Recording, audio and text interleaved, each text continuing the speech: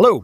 So recently we've been trying out a new pricing method here at upnextstudios, and I think it's the simplest one that I could possibly imagine, which is £100 per hour. And that £100 per hour could cover anything from filming here in the studio, taking stills, doing some voiceover in the VO booth, editing your podcast or whatever it might be. Anything you can ask is £100 an hour. And before you come into the studio, we have a quick chat to see how long your project will take. Typically, a podcast that's 40 minutes to an hour long is going to require a 2-hour booking. So that would be £200. So does this system work? Is it too cheap? Does it make us look bad? How do other people feel about it? That's what I want to talk about right now. Why did we decide to introduce this? What we'd done previously was receive an email, a phone call, a contact from someone, and they would ask us how much our studio was. At that point, we have to start compiling a list of everything that they need. Is it 1 camera? Is it 3 cameras? Do you need an auto cue? Do you need an iDirect? Do you want us to do the lighting? Do you want us to do the sound? What kind of backdrop do you want to be in the studio? And it became kind of complicated. All of that system comes from our years working in television, where every item on your budget has a number next to it. 1 camera operator, hire of a camera, use of media, lighting, what kind of lighting, is there going to be a gaffer, etc, etc. That's the way that we had always priced things, and to be honest, it was working just fine. But in the past few years, the industry has really changed. It's swung far more towards making content, that's podcasts, things for social media, and away from making television, which used to be about 80% of our work. And even when we are making TV shows now, the budgets are not quite what they used to be.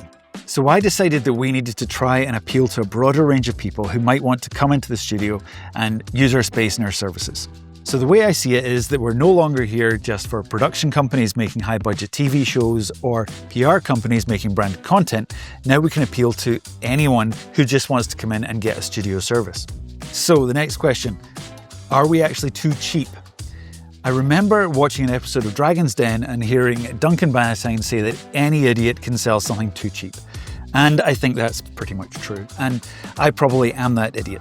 The equipment here that we have is broadcast level. We've got lots of nice lighting, microphones, high tech for our screens and a sound treated space. And we also have to value our service and our expertise. And I've been working in TV for over 15 years now, and to be charging £100 an hour seems counterintuitive as I gain more and more experience. But the simple fact is that I want to fill the studio, and there are fewer and fewer of those big budget projects coming our way. So what can we do to keep the place busy, keep meeting people, keep working on different projects?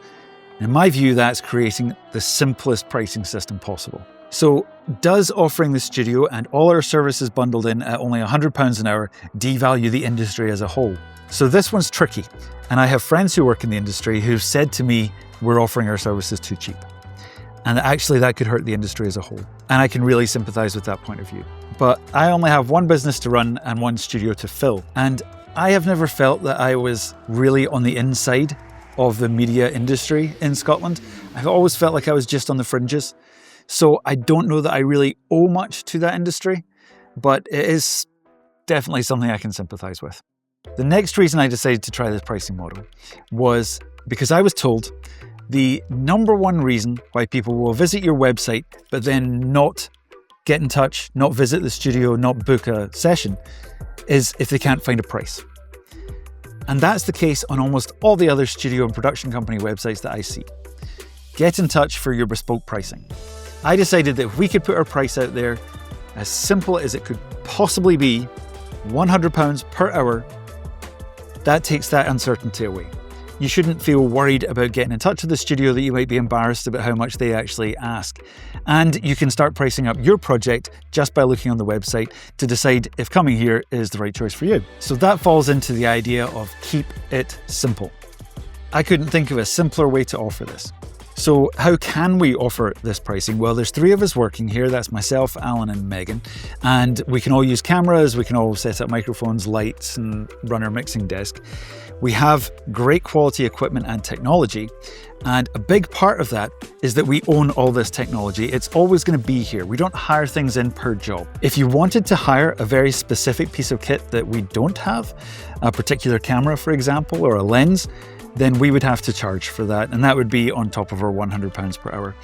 But we've found that the kit we have here right now is perfect for 99% of the jobs that ever come to Up Next Studios. Next is the idea that big companies like BBC or London production companies should be paying more for their time in the studio than a small content creator making some TikTok videos or a local business who just wants something for their website. And I can totally understand that feeling. Firstly, I have no idea how to advertise that price. Should there be a button on the website that says, click here if you're a small business and click here if you're in London? It just doesn't work. Secondly, it shouldn't matter to me as a studio owner and a camera guy where you come from, what your background is. You're here for the time you book, and I'm going to do my best job. I'm going to use every piece of kit that I have here to give you what you're after. And I think that's the right way to do it. No matter whether you're making a show for BBC, or an advert for television, or just a quick video for your TikTok. I'm going to do my best job, whatever it is. The next idea is what I kind of cheesily call 100 small fishes. I would prefer to catch 100 small fishes than one big fish. Let me explain. I think it's far more interesting to do a lot of small jobs than just to work on one big job for a long time. And people are going to differ on that. The reason I like the small fishes is that every job's a bit different. You meet lots of different people, you get to try lots of different things, and it keeps your life interesting. Pulling in one big fish is like the equivalent of doing one long-form documentary over a year. I know a lot of production companies who think about their workflow in terms of years. So in 2025, we will work on this documentary project, and that will be it.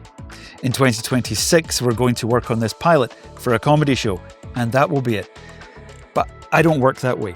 I like variety, I like the speed of turnaround, and I like meeting lots of new interesting people. And lastly, does it make us look too cheap? And yes, I totally understand that point of view. Maybe you see that price on the website and you don't realize just how much you're getting for it. But in my view, that's a different problem. Showing people just how good we are, how great our studio is, our equipment and our team is a separate challenge. So I hope that helps explain a little as to why we're doing our £100 per hour pricing in 2026. Is it sustainable? I honestly don't know, but right now it's going well. And yeah, I hope it brings a lot of new people here to the studio.